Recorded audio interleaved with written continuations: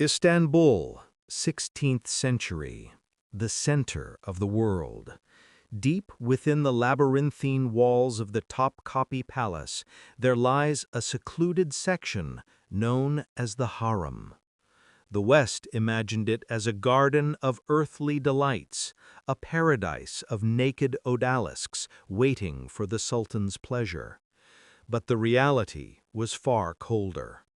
The harem was a golden cage, a brutal meritocracy where hundreds of women fought for a single prize, the Sultan's favor.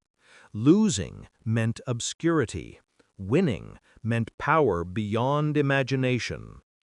In this pit of vipers, one woman rose from the dust to touch the sky.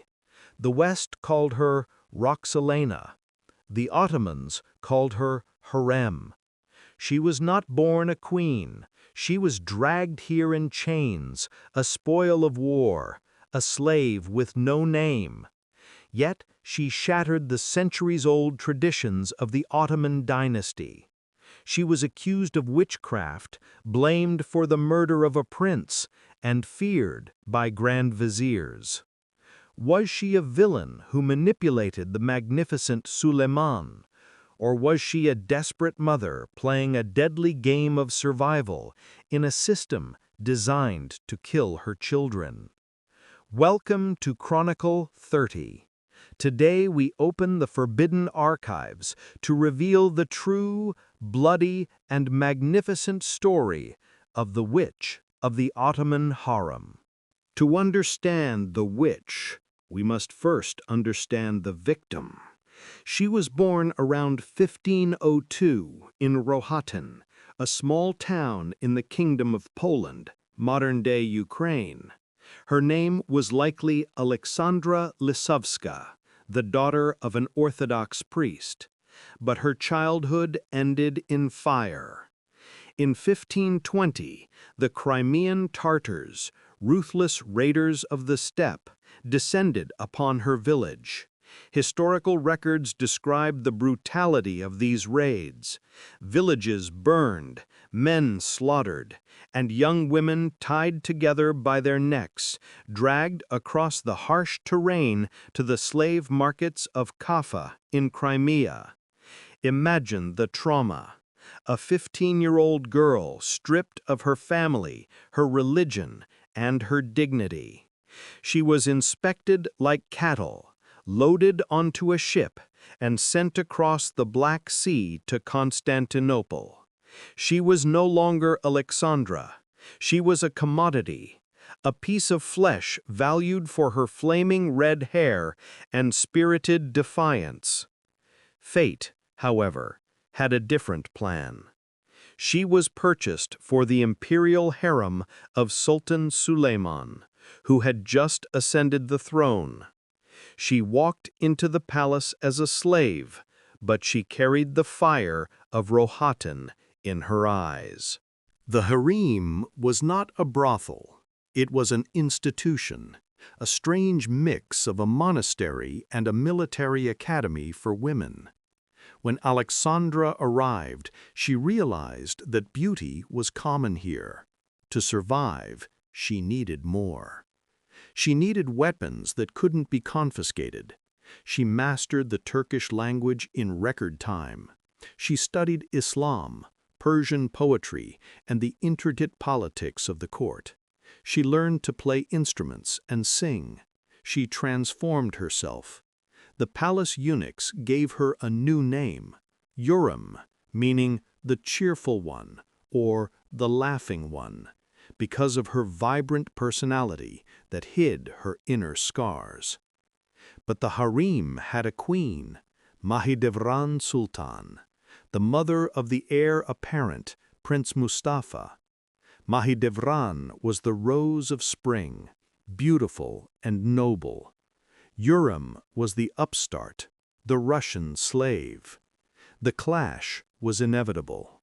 Venetian ambassador Bernardo Navaggero wrote in his reports that Hürrem possessed a specialized kind of intelligence, a cunning ability to read Suleiman's moods. She didn't just offer him her body, she offered him her mind. The tension exploded in a physical confrontation that changed history. According to the reports of ambassadors, one day in the harem corridors, Mahidevran, consumed by jealousy, attacked Hürrem. She scratched Hürrem's face, pulled her hair, and beat her, screaming, "I am the Sultan's woman. You are nothing but bought meat." It was a tactical error. That evening, Suleiman summoned Hürrem to his chambers. Hürrem refused. She sent a message, "I am not fit to appear before my lord in this state." Intrigued and concerned, Suleiman insisted.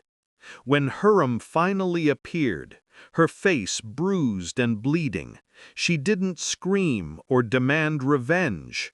She simply wept silently. Suleiman's heart turned to stone against Mahidevran.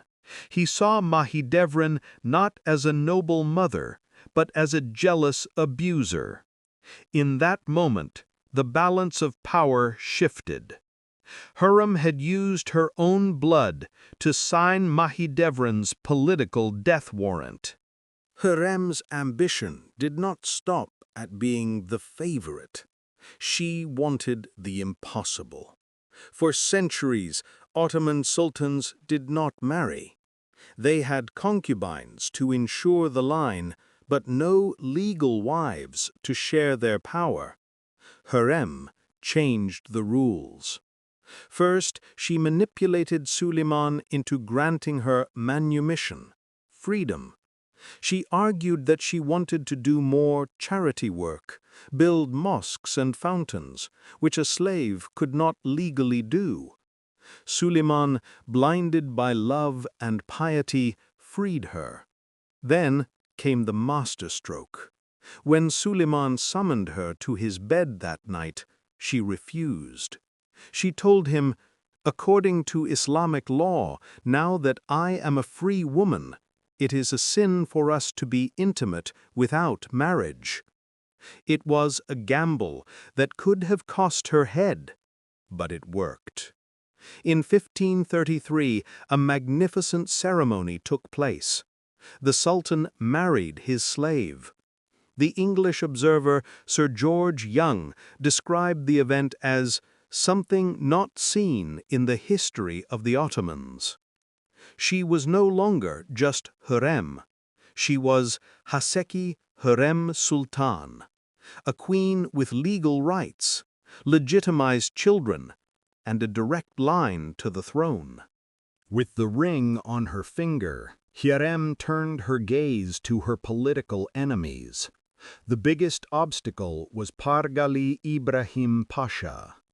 Ibrahim was the Grand Vizier, the head of the army, and Suleiman's brother and best friend.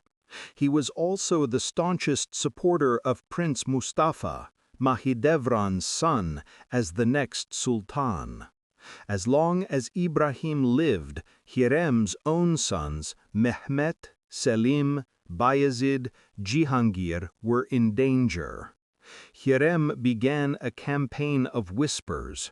She pointed out Ibrahim's arrogance. Ibrahim had started calling himself Serasker Sultan, Sultan Commander, in official documents. She highlighted his closeness to foreign powers. She planted the seed of fear in Suleiman's heart. Power cannot be shared. Ibrahim thinks he is your equal. On the night of March 15, 1536, Suleiman invited Ibrahim for a Ramadan dinner.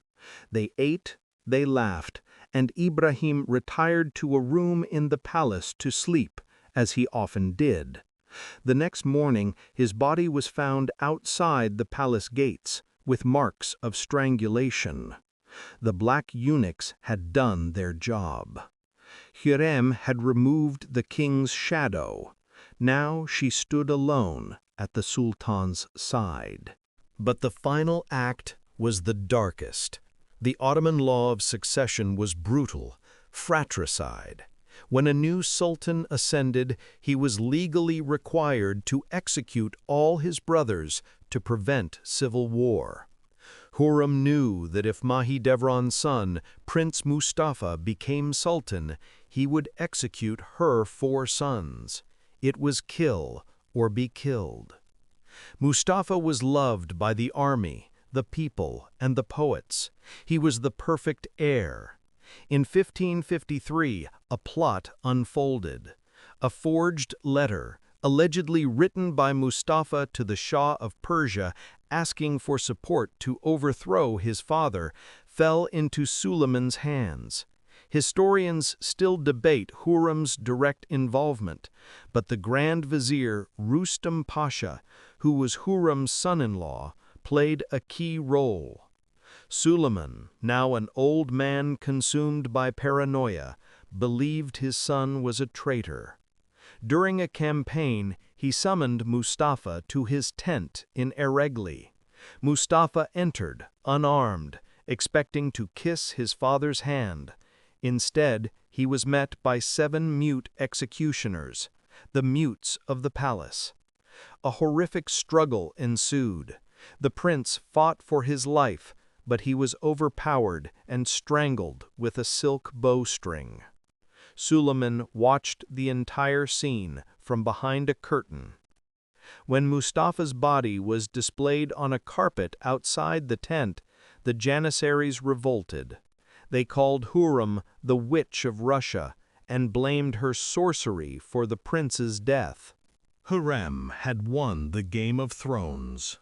Her son, Selim, would eventually become the next sultan, but she did not live to see it. She died in 1558, likely of cancer. Suleiman was devastated. The man who conquered the world could not conquer his grief. He had her buried in a magnificent mausoleum next to the place reserved for him. Hürrem Sultan transformed the Ottoman Empire. She moved the harem from the Old Palace to the Topkapi Palace, placing women at the very center of political power. She initiated the Sultanate of Women, an era where powerful mothers and wives would pull the strings of the empire for a century. She built soup kitchens in Jerusalem, baths in Istanbul, and hospitals for the poor. She was ruthless, yes, but she was a survivor. Was she a witch? No. She was a woman of extraordinary intelligence, operating in a brutal system. She realized early on that in the Ottoman court you were either the player or the pawn, and Hürrem refused to be a pawn.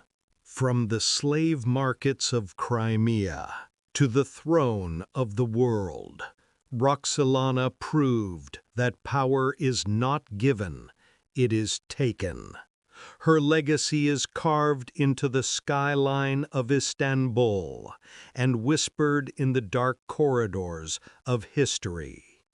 Thank you for watching the first episode of Chronicle 30. We delve into the shadows of the past, exposing the stories they tried to make us forget. If you enjoyed this deep dive, subscribe and join our archives.